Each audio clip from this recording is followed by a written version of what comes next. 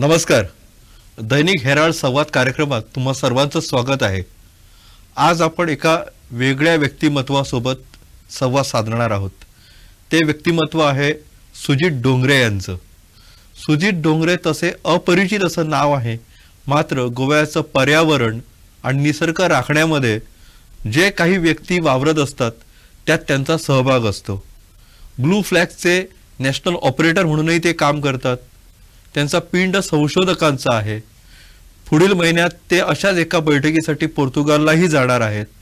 तर आज आपल्याला या निसर्ग प्रेमाविषयी आपलं व्यक्तिमत्व ते उलगडून सांगण्यासाठी हेराल्ड टीव्हीच्या स्टुडिओमध्ये ते आलेले आहेत. नमस्कार डोंगरे साहेब, तुमचं स्वागत आहे. नमस्कार. मला एक सांगा, हा विज्ञान हा विषय तसा किचकट मानला जातो. बहुतांशपणे हुशार विद्यार्थीच विज्ञानाकडे जातात. तर लहानपणी अशा कुठल्या टप्प्यावर तुम्हाला जाणवलं की विज्ञान हा माझा प्रिय विषय आहे आणि हा विषय मी आता आयुष्यभरासाठी पुढे नेला पाहिजे? विज्ञान हा एक खूप कठीण आणि विचकूट सब्जेक्ट असं जे खूप लोकांना वाटतं, पण मला नाही. कारण मला जेव्हा लहानपणापासून विज्ञानामुळे खूप आवड आहे माझी. नेचर जे आहे, नेचर मला लहानपणापासूनच अट्रॅक्ट केलेलं आहे ॲक्च्युली. कारण जेव्हा तुम्ही बाहेर जाता, फॉरेस्टमध्ये जाता किंवा नदीच्या किनारी वगैरे जाता, जे नॅचरल सिस्टम जे आहे, जे त्याची जी सौंदर्यता आहे, ज्याची जी ब्युटी आहे ना, ते मला लहानपणापासून खूप अट्रॅक्ट केलेले आहे. तर त्यामुळे मला सायन्स जे आहे, विज्ञान जे आहे, हे सिस्टम कसं फंक्शन करतो, ह्याच्यामध्ये किडे आहेत, त्याच्यामध्ये जंतू आहेत, मोठे मोठे प्राणी पण आहेत, हे सगळे कसं राहतात आणि त्याचं राहणं आणि त्याचं जे घर आहे, जे फॉरेस्ट वगैरे ते कसं आहे, ते मला वाचण्यासाठी खूप आनंद होत होता. त्यामुळे मी सायन्स हा subject right from beginning itself I started liking.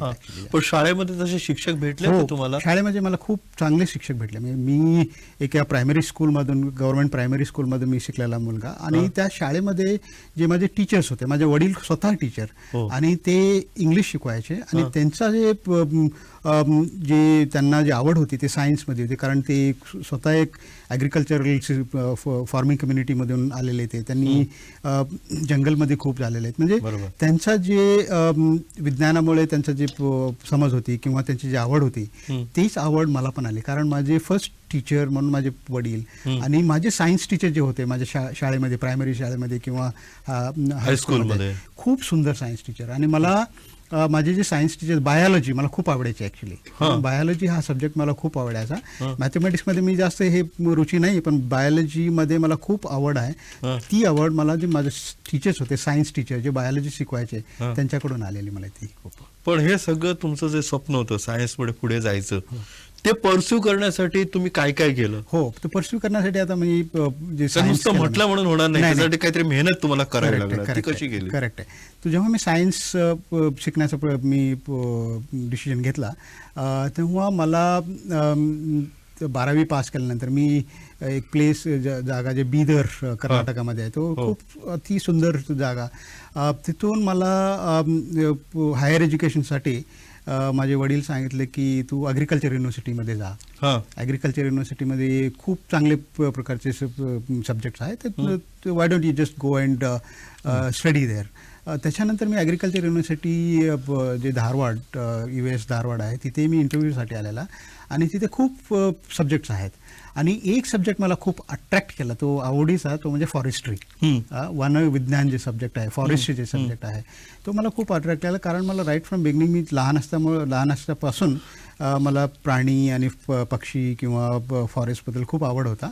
आणि मला वाटलं की तो एक सब्जेक्ट असा आहे, तो मला इंटरेस्ट आहे त्याच्यामध्ये, आणि त्याच्यामध्ये मला करिअर करायचं. त्यामुळे मी फॉरेस्ट्री हा सब्जेक्ट ॲग्रिकल्चर युनिव्हर्सिटी धारवाडमध्ये घेऊन, म्हणजे फॉरेस्ट्री करण्यासाठी मी एक खूप सुंदर जागा आहे, तुम्हाला माहीत असेल, कर्नाटकामध्ये सिरसी म्हणून. ती सिरसी जे आहे ना, foot hills of western Ghats.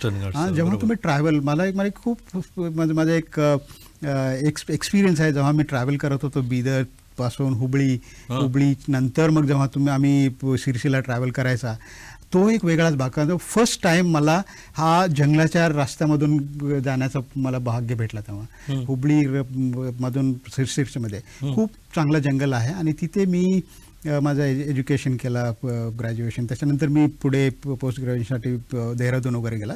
पण ते जे माझं लाईफ आहे, graduation and post graduation life आहे, it's one of the most memorable life.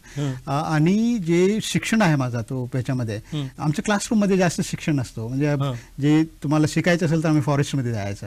Okay, forest ecosystem शिकण्यासाठी we use to go to the forest and understand the forest in its entirety as it is there in the nature. Actually तो जो interaction जे आहे आमचा शिकण्याचं interaction आणि फॉरेस्टमध्ये जाऊन शिकायचं इंटरॅक्शन आहे ना, that were absolutely a memorable event. पण त्यावेळी शिर्षी तसंच होतं, आता आहे तसंच होतं की त्याच्यापेक्षा रिच होतं? नाहीये. So change is something is continuous actually. जेव्हा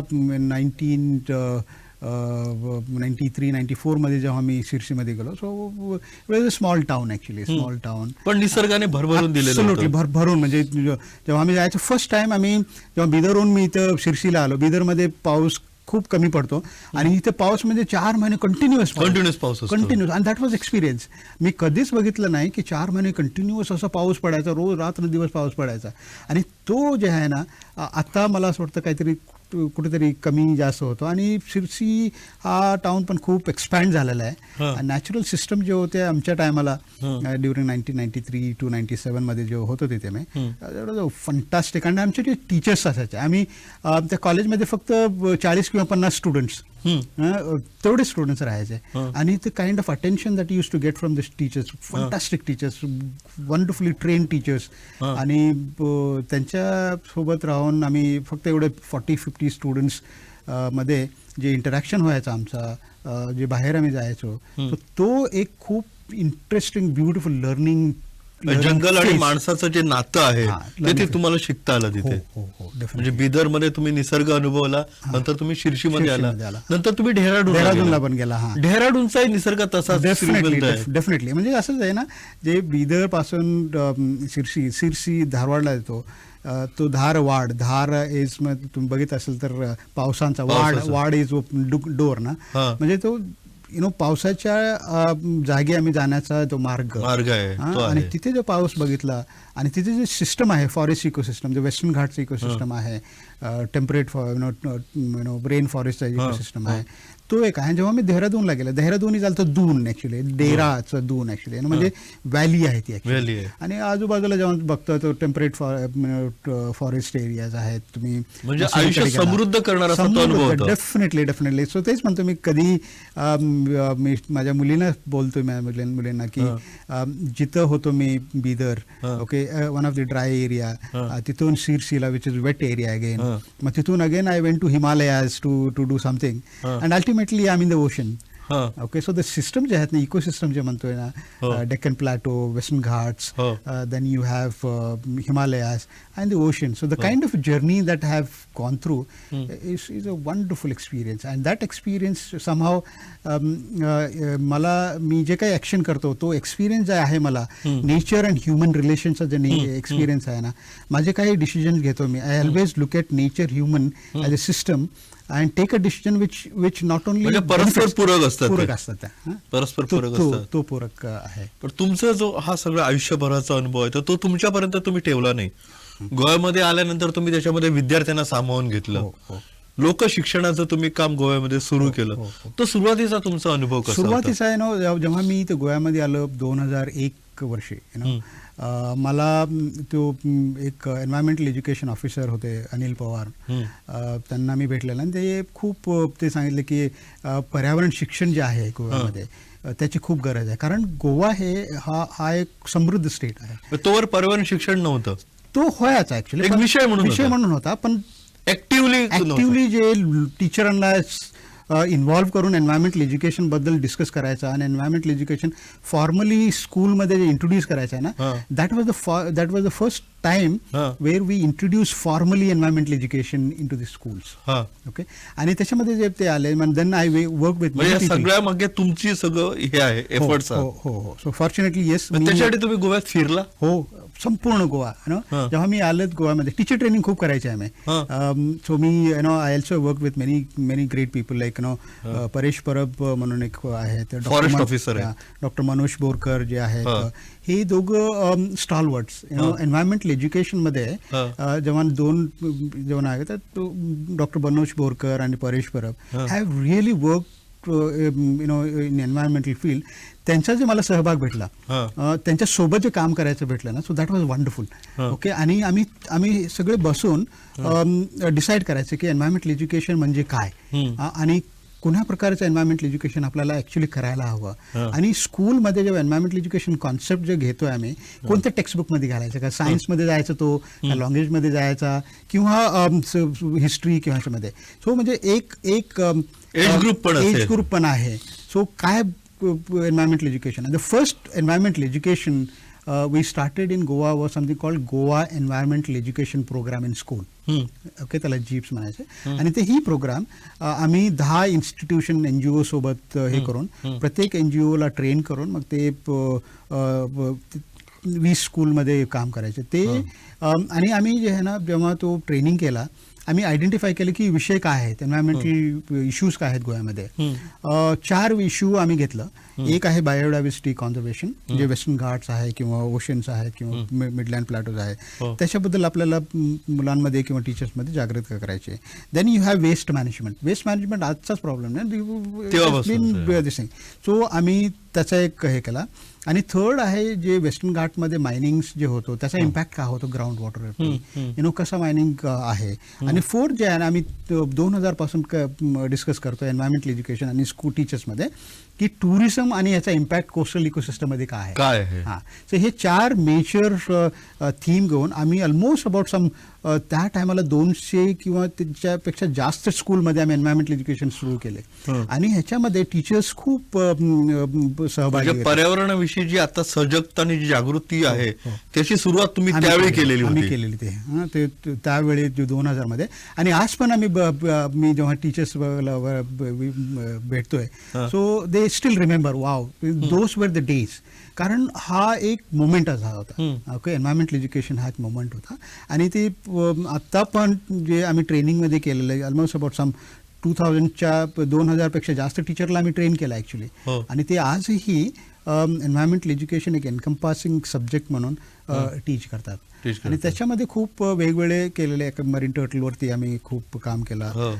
आणि स्टुडंट्सला फॉरेस्टमध्ये घेऊन जायचं काम केलं. स्टुडंट नंतर ते नागरिक होतात, त्याच्यामुळे ते फार उपयोगी होतं. बेसिकली आमचा एक व्हेरी ऑब्जेक्टिव्ह जे with which I started working is to bring students to a level where they start thinking of environment and human relations. Yeah. म्हणजे निसर्ग रक्षण म्हणजे मानवाच्या विरोधात नाही, डेफिनेटली नाही. मानव हा निसर्गाचाच भाग आहे. डेफिनेटली. आणि आम्ही काय म्हणतो, निसर्ग रक्षण करायचं असेल तर मानवाला एक मेजर एलिमेंट आहे ना, तो आम्ही मेजर पार्ट आहे ऍक्च्युली. आणि जे प्रोटेक्शन आम्ही करतोय आमच्यासाठीच करतोय ऍक्च्युली ना, कारण आम्ही डिपेंडेंट ॲनिमल.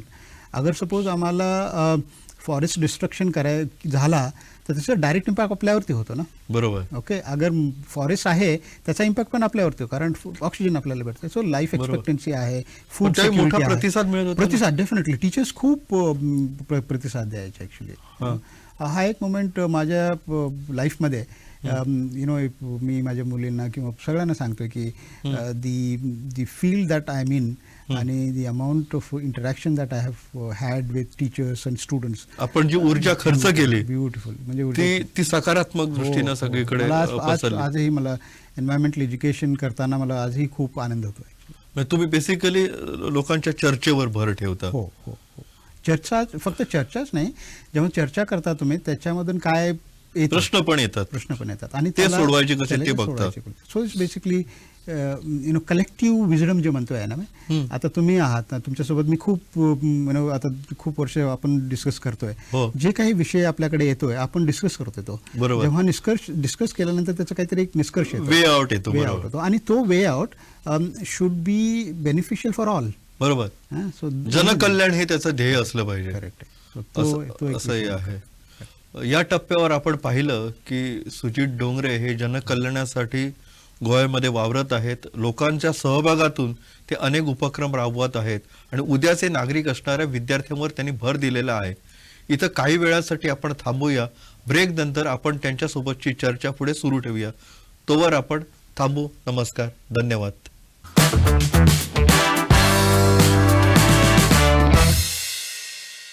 ब्रेक नंतर पुन्हा सर्वांचं स्वागत आहे. आपण पाहत आहात दैनिक हेराल्ड संवाद. दैनिक हेराल्ड संवाद कार्यक्रमात आज आपल्यासोबत चर्चा करतायत सुजित कुमार डोंगरे. नमस्कार डोंगरे. मला एक सांगा, तुम्ही ज्यावेळी मोर्जीच्या कासव संवर्धनाचा प्रश्न हाती घेतला, तो एक यशस्वी असा प्रकल्प पुढे झाला. लोक सहभागातून कासव संवर्धन झालं. ऑलिव्ह रिडले नावाची जी कासवं अंडी घालण्यासाठी सीझनमध्ये किनाऱ्यावर यायची आणि पर्यटकांची हालचाल असल्यामुळे त्यांची अंड नष्ट व्हायची किंवा काय व्हायचं. नंतर स्थानिक ते डिमार्केट केली, संरक्षण केलं. हे सगळं जे झालं त्याच्यामुळे मोठा लोकांचा सहभाग झाला. पण हा सहभाग येण्यासाठी तुम्ही एक मोठं लोकशिक्षणाचं काम त्यासाठी केलेलं आहे.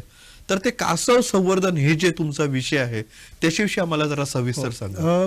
कासव गोव्यामध्ये जे 4 बीचेस जे आहेत, मोर्जिम हा एक मेजर बीच आहे. मोर्जिम, मांद्रे, अगोंदा आणि गालजीबाग. हे एक नेस्टिंग साईट जे अंडे घालण्यासाठी येतात. 2003 वर्षामध्ये, 2003 किंवा 4 मध्ये हा मुवमेंट जे आहे ना, कॉन्झर्वेशन मुवमेंट, हे ऍक्च्युली लोकांनी केलेलं. लोक सहभाग होता त्यांचा. लोकांनी आधी सुरू केलं. गावातले लोक जे आहेत ना, ते स्वतः आयडेंटिफाय केले ते एरिया आणि त्यांना कुठेतरी वाटलं की हे एरिया आम्हाला प्रोटेक्ट करायचं आहे. सो लोकांचा सहभाग होऊन तो कॉन्झर्वेशन सुरू झालेला. त्याच्यामध्ये एज्युकेशन जे आहे ना, it plays very important role. कारण हा इन्फॉर्मेशन जे आहे ना, तो मेसेज जे आहे ना, एज्युकेशन थ्रू खूप लोकांसोबत पोहोचू शकतो ऍक्च्युली. आणि हे स्कूल्स जे आहेत, टीचर्स आणि स्टुडंट जे आहेत ना, हे इम्पॉर्टंट एलिमेंट्स आहेत. ते मेसेंजर होऊ शकतात. तो आम्ही 2003-4 वर्षामध्ये एक प्रोग्राम सुरू केला, तो turtle conservation education programme in schools. आणि हे मोर्जिम, मांद्रे, अगोंदा आणि गालजीबाग ह्या 4 जागे प्रत्येक ह्या एरियामध्ये 20 ते 25 स्कूल्सला घेऊन हे 3 किंवा 4 वर्ष आम्ही हे प्रकल्प राबवलं. त्याच्यामध्ये स्टुडंट्सला टर्टलची बायोलॉजी काय आहे, टर्टल्स हे इथंच काय येतात, हे कॉन्झर्वेशन कशासाठी पाहिजेत आपल्याला, हा सगळे विषय आम्ही संपूर्ण वर्ष मुलांसोबत चर्चा केली, डिस्कशन केलं. आणि एक एंड जे आहे ना, जेव्हा तो 1 वर्षाच्या नंतर जे मुलं हे सगळं टर्टलबद्दल खूप अवेअर झाल्यानंतर आम्ही त्यांना याच्यामध्ये बीचेसवरती वगैरे प्रत्यक्ष नेऊन त्यांना दाखवलं, त्यांना टीचरला दाखवलं. आणि त्याचे एक टर्टल मेळा वगैरे केले आम्ही ते समुद्रावरती. इट वॉज वंडरफुल, फन होता. टर्टल काईट फेस्टिवल वगैरे केले आम्ही. ते म्हणजे हे एक सिच्युएशन असं क्रिएट केलं की टर्टल्स हा एक आपला मित्र आहे आणि आम्ही त्याला प्रोटेक्ट करायचं आहे. आणि टर्टलला प्रोटेक्ट करायचं असेल तर आपल्याला बीचेस प्रोटेक्ट करायला हवं. आज मोर्जिम, मांद्रे, गालजीबाग वगैरे बघता, आता ज्या सिच्युएशनमध्ये आहे, ज्याच्यामध्ये आहे ते बीचेस प्रिस्टाईन बीचेस आहेत, डिस्ट्रक्शन काही नाही झालं, हा सिम्पली बिकॉज टर्टल्स आहेत. टर्टलला प्रोटेक्ट करण्यासाठी आम्ही बीचेस प्रोटेक्ट केलं. त्यामुळे जे आजच्या परिस्थितीमध्ये जे सुंदर समुद्र तसेच राहिले ते. अगर सपोज टर्टल नव्हता तो आज तो किनारा पण कधी कुठेतरी होऊन वेगवेगळ्या प्रकारे टुरिझम झाला असता. सो जसं आता आपल्याला कलंगूट आहे, बागा वगैरे आहे, तो खूप क्राऊडेड एरिया आहे, तोच प्रकारचा तो पण निसर्गावर भार आला असता, तो तसंच होऊ शकला असता. पण टर्टल जे आहेत ना, हे एक इम्पॉर्टंट एलिमेंट तिथे असल्यामुळे as a natural beauty of beaches आतापर्यंत जसं मेंटेन केले ना, is simply because we have turtles there. आणि लोक पण अपोज नाही केलं त्याने. लोकांना पण हवं होतं, स्थानिक लोकांना हवं होतं टर्टल्स. आणि ते स्थानिक लोक आणि फॉरेस्ट डिपार्टमेंटचा खूप मोठा सहभाग आहे त्याच्यामध्ये.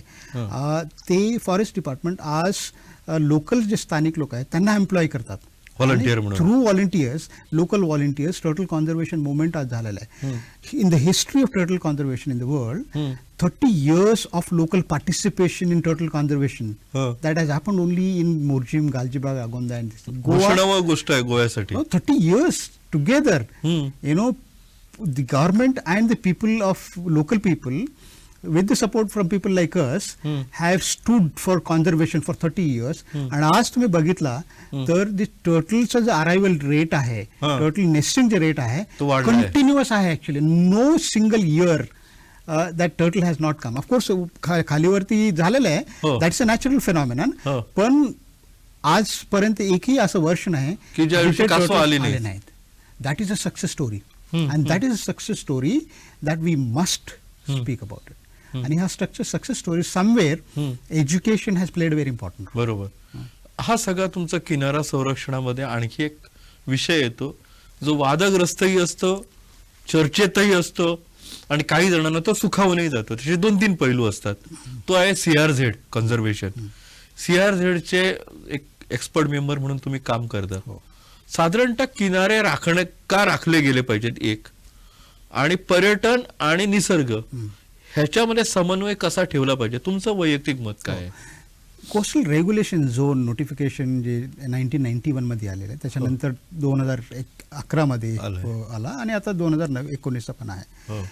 तुम्ही जर बघितलं तर CRZ नोटिफिकेशनचा प्रिॲम्बल तो काय म्हणतो, we must regulate activities all along the coastal area and ensure that coastal areas are not damaged. We should ensure that जे स्थानिक लोक आहेत त्यांची जी लाईव्हलीहूड आहे ती लाईव्हलीहूड कुठेही इम्पॅक्ट होऊ नये. म्हणजे पारंपरिकरित्या जे किनाऱ्यांचा वापर करतात त्यांचं विस्थापन होऊ नये. नाही. सो हा बेसिक फंडामेंटल ऍक्च्युली. आणि त्यामुळे तो करताना आपल्याला एक प्लॅन करावा लागतो. आणि त्या प्लॅनमध्ये हे सगळे जे घटक आहेत, सस्टेनेबल डेव्हलपमेंटचे जे कॉन्सेप्ट आहे, कॉन्झर्वेशनचे जे कॉन्सेप्ट आहेत, आणि रेग्युलेशनचे जे कॉन्सेप्ट आहे, रेग्युलेटरी नेचरचे कॉन्सेप्ट आहे, हे सगळं डिस्कस करून मनामध्ये घेऊन एक प्लॅन बनवतो. तो plan coastal CZMP coastal zone management plan. तो प्लॅन असा प्लॅन असू आहे जिथे कॉन्झर्वेशन आहे, रेग्युलेशन ऑफ ऍक्टिव्हिटीज आहे, आणि लोकांचा जो लाईव्हलीहूड आहे त्याला कुठेही एनहान्स करायचा, म्हणजे त्याला वाढ द्यायची, ही एक प्रक्रिया त्या प्लॅनमध्ये आहे. ते आता तुम्ही बघितलं 2011 मध्ये जसं टर्टल कॉन्झर्वेशनचा आम्ही विचार करत होतो. टर्टल्स ला एक स्पेस आपल्याला द्यायला हवंय. त्यामुळे 2011च्या नोटिफिकेशन मध्ये आहे की मांजरे, मोर्ची, मागोंदा आणि गालजीबाग टर्टल नेस्टिंग साईट म्हणून डिक्लेअर झालेले. सो म्हणजे जे स्थानिक लोक जे मुवमेंट केलेला टर्टल कॉन्झर्वेशनचा, somewhere the government has recognised that this is very important activity, so therefore it is given a legal provision, कायदेशीर त्याला स्वरूप दिलेलं आहे. सो दॅट इट हे किनारे हे कासवांना त्यांना पहिलं प्राधान्य त्या ठिकाणी आहे. करेक्ट. तो आहे. आपले जे खजान लँड्स आहेत, खजान सराल very important ecological sensitive areas, त्याला कुठेतरी आयडेंटिफाय करायचा आणि तो मॅप करायचा, आणि हॅपजार डेव्हलपमेंट ऍक्टिव्हिटीज तिथे प्रोहिबिशन करायचे. हे सगळं जे आहे ना, तो it actually takes us towards conservation of resources, natural resources, पुढच्या पिढीसाठी सगळं ठेवायचं. ठेवण्यासाठी. हे सगळं करताना आणखी एक विषयाचे तुम्ही संबंधित आहात म्हटल्याशिवाय त्याचे देशातले प्रमुख आहात. ब्लू फ्लॅग मानांकन, त्याचे तुम्ही नॅशनल ऑपरेटर्स आहात, ज्याच्यासाठी तुम्ही आता पोर्तुगालला एका बैठकीसाठी पण जाणार आहात.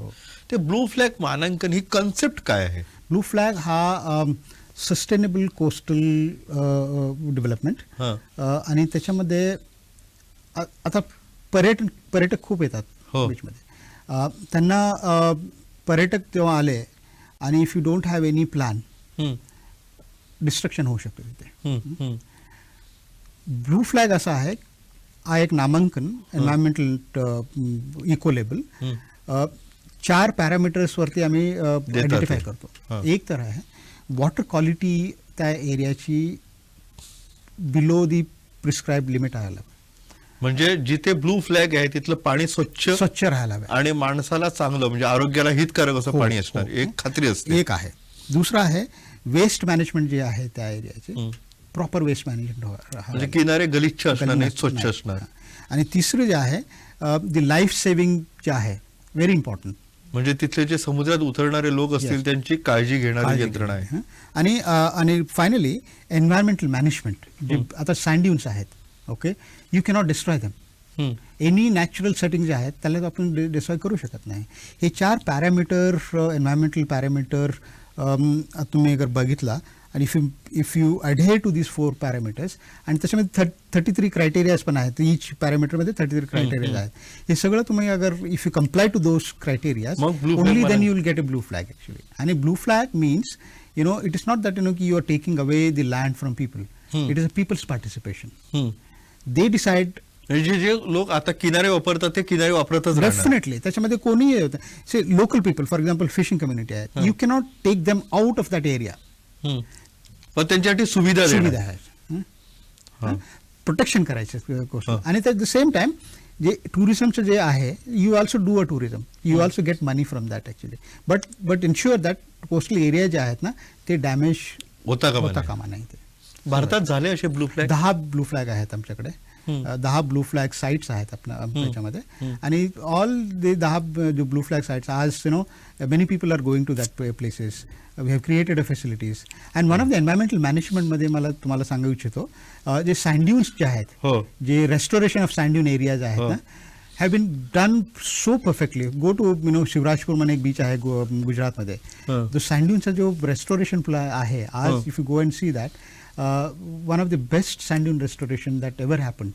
Okay, all the places, even if you go to Puri मध्ये बघा सँड, लोकल व्हेजिटेशन जे ग्रो केला. पुन्हा होतं तसं झालं ते. ॲब्सोल्युटली. आम्ही 2 विषय जे बीच मॅनेजर्स आहेत त्यांना दिलेले एन्व्हायरमेंटल मॅनेजमेंटमध्ये. एक तर you have to maintain your natural settings. Dune has to be properly restored. All vegetation जे ड्यून व्हेजिटेशन आहेत ते you have to ensure that those are protected. आणि थर्ड जे आहे ना, waste management has to be properly scientific disposal.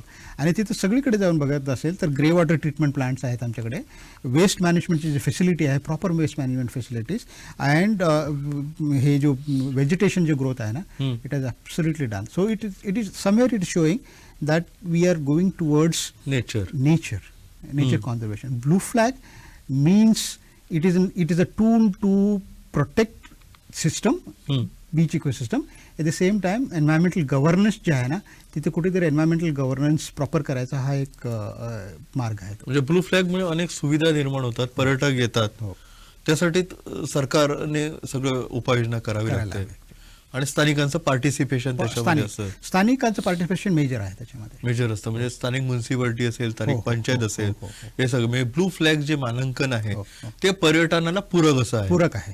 पर्यटकालाच फक्त पूरक नाही, एन्व्हायरमेंटला पण पूरक, एन्व्हायरमेंटला बीच इकोसिस्टमला पूरक आहे. So it's win win situation आहे. बरोबर. तुमचं हे सगळं काम तुम्ही करत असताना वैयक्तिक पातळीवर तुम्हाला काय आनंद मिळतो? मला खूप आनंद होतो. आता एक महत्त्वाची गोष्ट आहे म्हणजे आनंद, तुम्हाला भेटून खूप आनंद होतो. असे खूप लोक आहेत ज्यांना भेटतोय मी, त्यांना जेव्हा आम्ही डिस्कशन करतो खूप काही शिकण्यासाठी भेटतो. आणि Goa, people of Goa are fantastic, beautiful, आणि निसर्गावर प्रेम करणारे लोक आहेत. खूप प्रेम करणारे लोक आहेत. आणि त्यांना कुठेतरी वाटतं की आमचं जे गोवा आहे, जो निसर्गरम्य तसंच राहायला हवं ॲक्च्युली. सो हा एक प्रयत्न जो लोकल करतात तो एक डिफरंट आहे. दुसऱ्या स्टेटमध्ये आपल्याला जास्त बघण्यासाठी नाही भेटत, पण गोव्यामध्ये आहे, कारण ते लोक प्रेम करतात. बरोबर. ज्या सिस्टमवरती आम्ही प्रेम करतो त्याला प्रोटेक्शन करायचं आपल्याला. आणि गोव्यामध्ये मला खूपच आनंद होतो. I am very happy to be part of Goa's movement. Environmental. आणि माझे जे काही छोटासा कॉन्ट्रीब्युशन आहे ते तुम्ही करत असता. I will continue to do that. हे होते सुजित डोंगरे. ते म्हणाले की माझं काही छोटं योगदान आहे ते गोव्याच्या पर्यावरण रक्षणामध्ये मी देत आहे. ते छोटं योगदान नाहीये, ते मोठं योगदान आहे. CRZ पासून ब्लू फ्लॅग मानांकनापर्यंत किंवा कुठलाही संवेदनशील जर पर्यावरणाचा विषय असेल तर सुजित डोंगरे यांचा सहभाग नाही असं कधी होत नाही. तुम्ही वेळात वेळ काढून इथे आलात, आम्हाला सगळी माहिती तुम्ही दिलीत, पर्यावरणाच्या फील्डवर काय नेमकं चाललेलं आहे त्याविषयी आम्हाला अवगत केलं. तुमचे आभार. धन्यवाद. धन्यवाद.